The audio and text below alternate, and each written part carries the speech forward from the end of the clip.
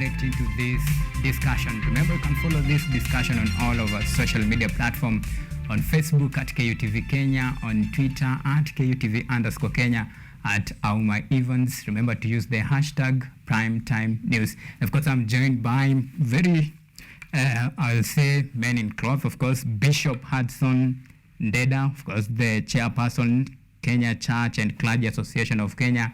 Then we have Apostle Richard Takim, the Cry of Spirit Ministry. Of course, gentlemen, thank you so much for making time. And before we dive into this discussion, I want to give you a background analysis of what will be forming this discussion. Now, a section of religious leaders have castigated President William Ruto's decision to form a 17-member task force chaired by Reverend Mutava Musimi to review legal and regulatory frameworks governing religious organization in Kenya. The task force was formed following the discovery of mass grave in Shakahola forest in Kilifi, in what has been dubbed as the Shakahola Massacre.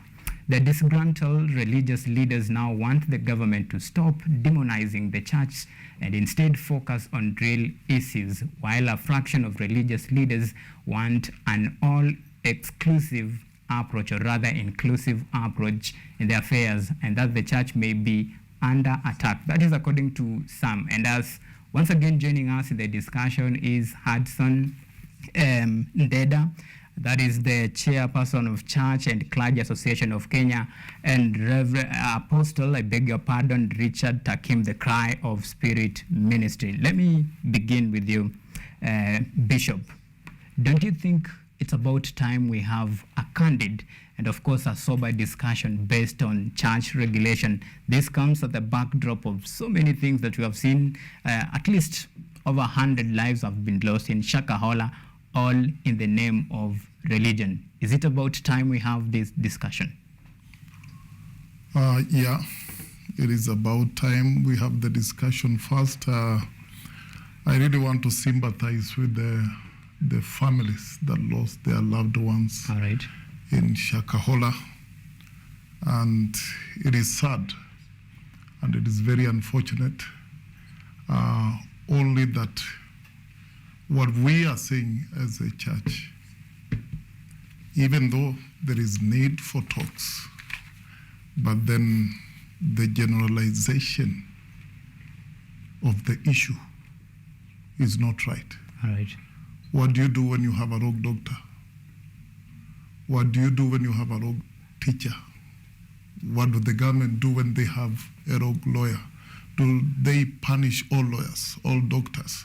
So we would want to see them approach this issue about church in the same manner they approach other professions. All right. Yes, the church should not be a different case. All right. Before I come to you, Apostle, when you say, approaching this matter in a way that you will approach any other case, now, this is a church, and of course, they have some sort of mechanism, some call it the umbrella, that, some might believe, your friend, your neighbor, and it is your solemn responsibility to make sure that when things goes, bad in the society, in the churches, you point out. Now, this begs the question, why has it taken so long? And of course, up to this point, we'll say, unless the whistleblowers who blown this particular massacre that happened in Shakahola, probably until now, nobody would have really known what is happening in the name of church. Why has it taken so long? Yeah, that question can only be responded to by the government, because we are asking, where was the government when all these are happening? Can you do something and the government doesn't notice that something is happening where you are? And again, we could not be where we are today if the government listened to us. 2014, we had a similar issue, if you can remember. And we had several meetings with the former AG Githumi guy. But now the problem is he wanted to advise us on spiritual matters, and he looked like he knows spiritual matters more than the clergy, instead of advising us from the law side. And we told him, we can advise you on spiritual matters and how best we can self-regulate. You see, as it is right now, there is no law. There is no law, and they have not empowered the umbrella bodies. You're talking about the umbrella bodies. The umbrella bodies are there, and they have membership, but we cannot check on pastors because we don't have that framework. They have not given us. But if they listen to us when we had this issue, similar issue in 2014, we could not be seated here talking about this. Right. And it is good for the people in government to have a listening ear. You know, the problem is that when you speak, it is one thing to speak and it is another thing to have a listening ear. And so that has been missing from the government side. All right. Yes. Before we come to, and we'll come to it later, the recommendation, all the things that you had put forward for, of course, for recommendation. Now, let me bring in Apostle Takim. Do you think, or rather, has the church really lost its meaning? Is it about time we sober up? Well, thank you for bringing me here. Well, I'm going to take it from the biblical point of view. All right. Because I don't think the Church of Jesus Christ itself has lost anything. But just as in the womb of Rebecca, there's a biblical figure called Rebecca. So in her womb, there were two children. There was Esau and there was Jacob. So in the same pattern, we can see there are two churches. So there's a true church of Jesus Christ in every nation, and there's a false church. So whatever is happening now is a manifestation of the first church. And people, one will excuse the government, one personally, because one, the government, they are not the Bible, they are not Holy Spirit. But those of us that are in the kingdom of God, we understand these things. And whatever is happening in Kenya right now, there's a prophetic pattern in the Bible. So if you ask me, I would say God is still in control, in as much as the devil took advantage of people's biblical illiteracy to kill them. To me, that was human sacrifice. It wasn't a massacre.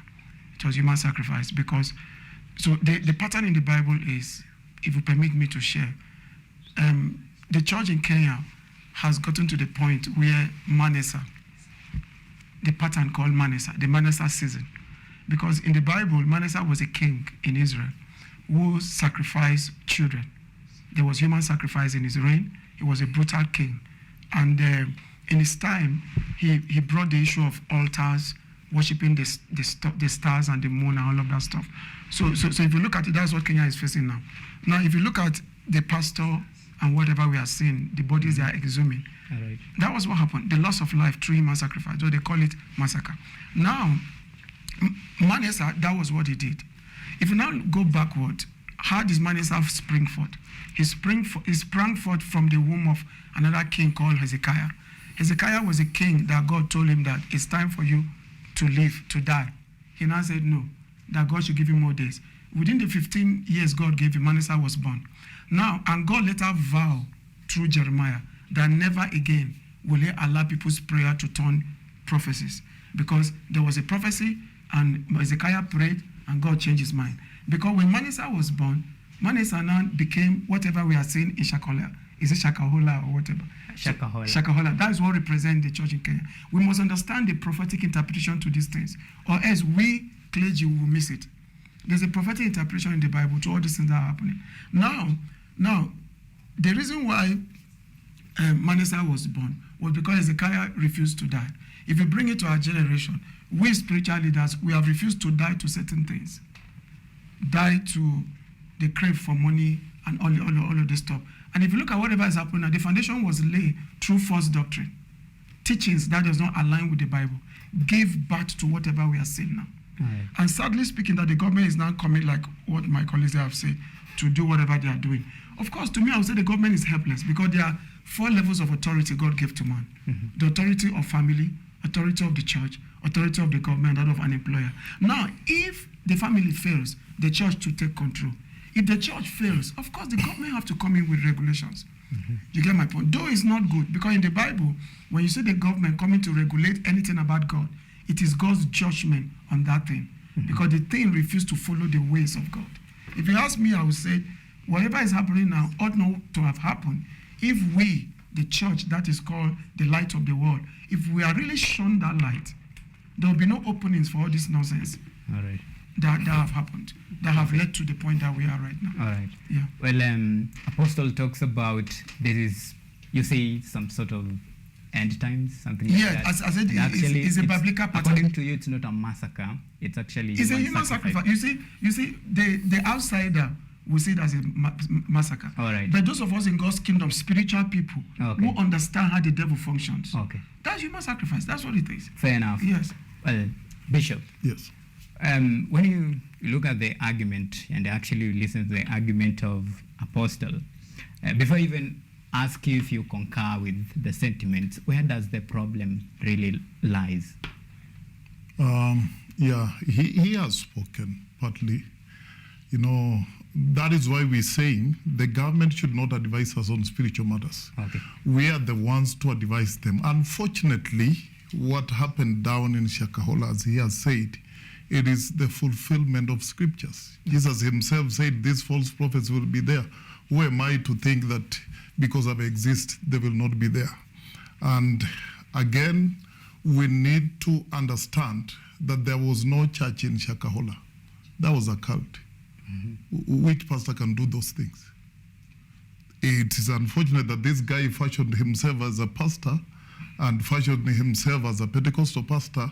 But tell me, which pastor can do that? That was not a pastor. That was a cult. And, you know, we have said again and again, that man has a name. All right. He is not pastors. Okay. And that man was running a cult. Please don't call it a church and don't call him a pastor. All right. Well, what is known is that he was running a church, and a church had a name, and of course that's why we refer him to. Some might call him self-proclaimed pastor. But Do as you far go as, to church? I? Yes. Of course I go to church. What happened at Shakahola, is it happening where you worship? Well, none Yeah, that I yes, can that say is of. why I'm telling you Well, that is not now, a church. That to is the a point, cult. To the point. Yes. The two of you spoke about, the role of, religion in all this, and I want to draw your attention to one of the obligations of the government. The government has the right to protect life of its citizen, and that is what happened, and that's why the discussion of regulating church actually, involved much around about, the government. That's why they form a 14-member committee to probe. Now, we want to address the elephant in the house, and that is church regulation. And I want to read to you some of the mandate that the 7-member committee, 14-member committee have been mandated with. And one of them, the mandate to identify gaps and propose legal and governance changes to the present and, of course, religious extremism, and, of course, come up with ways of how to avert and even give citizens an opportunity or rather an avenue to report such cases. Then another one is to inform standard use to grant certificates to various religious institutions in the country. And the third one, the task force will engage the public in various forums before submitting the report. That is, I believe, after the report has been finalized, they will represent it to the public to give their views, and finally it will be made some sort of law. Well, when you look at this recommendation, of course, if you ask me, some might say, now, this seems to be the plan, but do you see a future in this? Well, personally, I've been saying in different platforms on this issue, that the government will try its best, but the government cannot solve this problem. All right. The reason is because the Church of Jesus Christ is an entity created by God. It's God's idea, it's not man's idea. Now, everything that is God's idea has God's way of dealing with it. In God's pattern of dealing with matters like this, especially in the Bible, every individual have to learn how to regulate themselves. Because no matter what the government put in place, no matter how excellent it is, bad guys will always corrupt the system and come up with, it's only the innocent that will suffer because the innocent want to follow the rules. But the bad guys will corrupt the system and still come up with these things. So, biblical point of view, each individual should learn how to regulate himself. How? Through discernment, identifying this is a false pastor, this is a true pastor, this is a false church, this is a true church. And that only happens if people go to church seeking to become disciples of Christ. You don't go to church because you're looking for one miracle or one signs and wonders. You have to be trained to become like Christ, to be a disciple of Christ. So once you are discipled, you can regulate yourself. In another word, for instance, personally, if I see any pastor telling me, come and collect this oil, it's going to solve your problem, I will regulate myself by not collecting the oil, because I know from the scriptures, the days of using oil are over. Now we have the Holy Spirit. When the pastor tells me, come and buy this water, it's going to solve your problem, or your star have been lost, so come and do this to recover the star. I will tell the pastor, you are lying, because my star cannot be lost, because I am the star. Christ has made me a star, so I cannot be lost. So when you know truth, you regulate yourself. When you are ignorant, you become a victim of this kind of charlatans and these liars who are bringing a bad name to the name of Christ. So to me, the government should go on whatever they are doing. You know why the government has come in now? Because the church has failed. If the church was standing, the government will not come in. There was a time in England where the church stood and there were no criminals. There were no, in fact, police had no job to do because the church was preaching righteousness. They were not selling water, selling oil, selling handkerchief. The church was not monetized. Okay. Christianity was not monetized. So they preached the authentic gospel and there was righteousness and there were no criminals. Let's say that was what the church has been.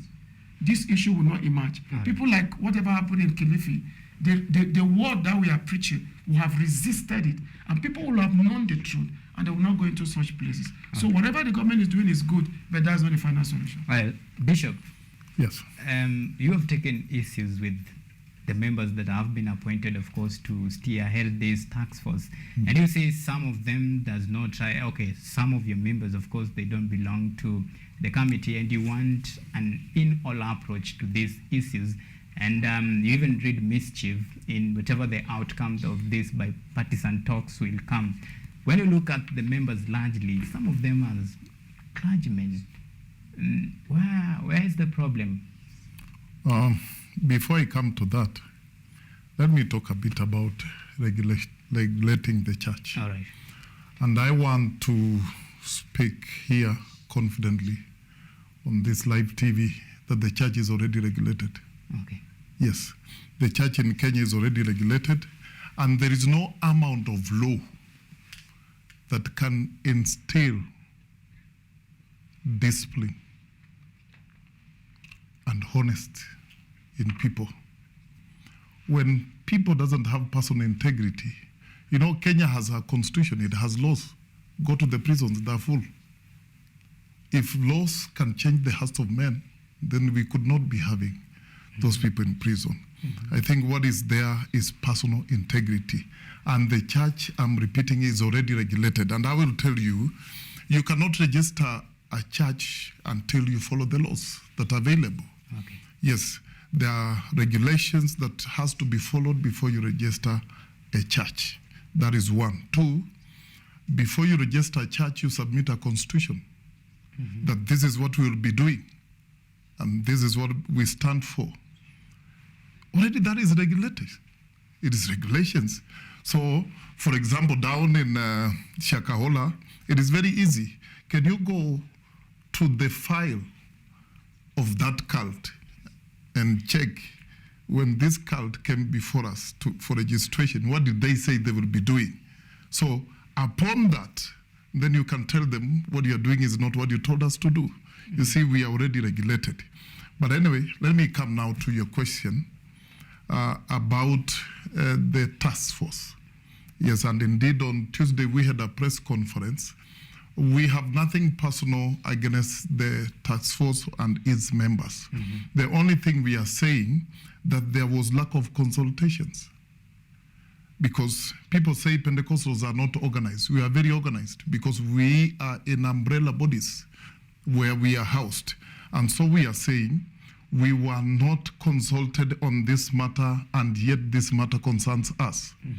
When they came up with circles for matatus, All right. Did they consult teachers or doctors or lawyers? Who did they consult? They consulted the leaders of the circles, those people who run matatus, those people who understand that industry. They sat down with them, they agreed on how to do it, and at the end of the day, they agreed. And you know, yes, in that committee, as you have said, those are clergymen. We agree. But then when you look at it, they represent denominations, not Pentecostals. Yes, because if you're talking of Pentecostals, then we are talking of umbrella bodies where these pastors are members. None of them were consulted. Right. And those in that committee, none of them leads any umbrella body in this country. Okay. None of them. Well, And that is where we are different. What is your biggest fear? We have no fear. The biggest fear is this, that cultman presented himself as a Pentecostal. All right. And therefore we feel for them coming up with the issue of regulations, then the Pentecostals are the ones that will be most affected. Okay. And if we are the ones who will be most affected, why do they want to sit down without including us, without at least sitting with us and consulting us and say, this is the way we want to go and this is what we want to do. And then we come up with the agreeable formula and the composition of the team so that everybody has confidence in that. All right. Yes. Hang on there about, some of the recommendations that you think you will have brought on the table. Now, Apostle, do you think the church is under attack? Well, the response I may give may not be palatable to everybody in the body of Christ in Kenya. All right. But if you ask me, based on the prophetic interpretation of event, like I began, the church in Kenya is not under attack. All right. I began giving a prophetic analysis in the Bible in my opening, because Bible characters in our days represent patterns of things in the spirit. So I said, the problem we have in Shakahola or whatever, it did not start today. There were teachings on ground that have been in the church for a long time that resulted in this nonsense we are saying. So because the spiritual leaders that were holding the Bible in their hands did not die to greed and covetousness. So the teachings were perverted. As a result, this happened. That represents Hezekiah, who refused to die. Okay. Then what sprang for Hezekiah was Manasseh, Shakahola. That is Manasseh for you. If you look at after Manasseh was judged. Manasseh was imprisoned. He was judged. He repented and God forgave him. Manasseh gave birth to another child called Ammon. So the church in Kenya is going to the Ammon season. Ammon will still not repent, but out of the loins of Ammon will come out Josiah. Right. Josiah will now bring the revolution. Okay. So whatever is happening in Kenya is orchestrated from the realm of the spirit. So to me, the church is in the process of getting to its finest hour, where God will purge all this nonsense out of the church and bring a generation that will present the church the way Jesus started it. It is called the Josiah generation. Okay. All I have said is in the book of 2 Kings chapter 21. All right. Well, you spoke about some recommendation that you thought maybe it would be wise if, had you been engaged, of course, you would have presented something on the table. Now the train has already left. Of course, the task force was sworn in, and now it's upon them to work this out. But I want to know, like, from you, had you been consulted the way you claim? And by the way, I think there is a Pentecostal, Bishop Karaoke, if I'm right. Yes. And should he, of course, represent you? Your umbrella, of course, because you said you are not represented, but Bishop Karaoke is one of you. I have no personal problem with Bishop Mark Kariuki. He's a servant of God who has done great work in this country. But this is what I'm saying. All right. He represents Deliverance Church. Okay. And I'm telling you, we have umbrella bodies in this country where different Pentecostal churches are housed. Okay. You get the point? So it was good to get representatives in that team from these umbrella bodies. And if I was on that team, even today I have a solution that shouldn't take all those millions of money doing all that. One, we asked for self-regulation since 2014. They have not given us. That is why I told you this problem could not be here today. 2, I will do what the AG said yesterday when he sat with the parliamentary committee. He admitted that the problem is on the side of the government. And he said it is because they don't have representations in the counties and sub-counties. Everything is done here at Arambe House. So they are not in the villages, they are not in sub-counties, they are not in counties. So it is very hard for them to know what is happening there. So 2 things: devolve the services in counties, sub-counties, and then give us self-regulation. And the problem is gone. All right. Why spend all those millions? Okay. Well, still on this topic, and this I'll like to engage you about. When you look at what is happening right now, some might see as a battle between the so-called umbrella. The first umbrella, if I could call them, was the evangelical church that came out openly and say, yes, we need regulation. And of course, the Catholic Church were against it, and they said this is demonizing the churches. And now we have the Pentecostal, of which they want, of course, to be involved in all this. When you read the push and pull, what does it tell about, reading from the same script and even the mantra that the church should be portrayed to the public, the image, especially at a time that require national interest in a very critical and very sensitive topic like church regulation, that now we have witnessed so many lives being lost? Well, it's unfortunate that this thing got to this point. And like I was sharing with somebody today, I said, thank God that it is Kenya. I know countries in the world that will ban Christianity outrightly because of what has happened. Right. So what you have just said to me is the arm of flesh trying to solve a spiritual problem. Okay. Whenever you engage the arm of flesh to solve spiritual problem, there will be tussles like this. This pastor come in, this one say, there will be tussles. This is not a matter of the arm of flesh. Like I said, this thing is moving to the finance hour for the church in Kenya. God is going to push the bad elements out. And maybe using the government or using whatever. All I know, God will push it out. And we'll get to a point of the Josiah generation. But this push and pull is also a sign that the arm of the flesh, humans, are trying to solve a spiritual problem. And there's nothing, if you ask me, the government have good intention, if you ask me, because they cannot fold their, like what you said earlier, there are 2 major assignments of every government: the security and the welfare of the nation. So no good government will fold their hands and watch what's happening in Kilifi to repeat itself. They want to do something, but though they may not be equipped, if we spiritual leaders are going to stand and serve as the light of the world, instead of the darkness of the world, these things will not happen. The Bible itself is a regulation document for mankind. This book is enough regulation document for mankind. The problem we're having is not being taught, it's being used. There's a difference between teaching the Bible and using the Bible. So a lot of preachers are using it, they are not teaching it. So as a result, people enter into all this stuff that you are saying and all this trouble. No matter how perfect the committee will be, they could bring representatives from every local assembly, that will still not solve the problem. Okay. The problem is we taking the doctrine of Christ and putting it into the hearts of men. And all these things with that. Well, based on this conversation, maybe I would speak something there. All right.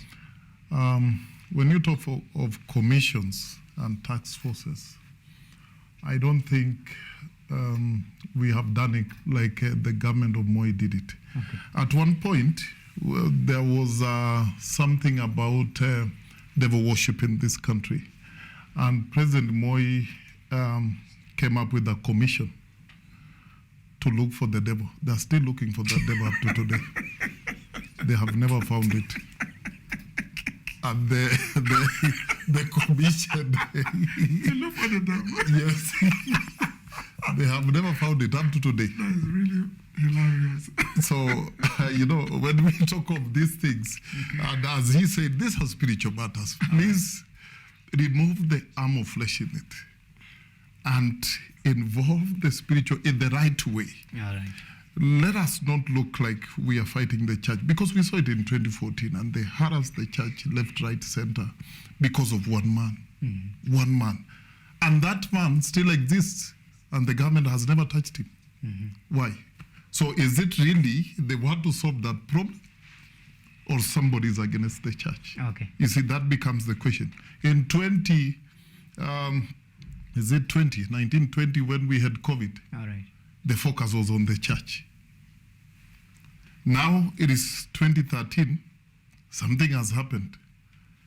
You see the energy and everything, and then we know. And again on 2014, they placed a moratorium on church registration. They have not been registering churches until last year, June. Okay. But in 2018, they registered atheists. So you wonder whether we have people in government who, we don't know.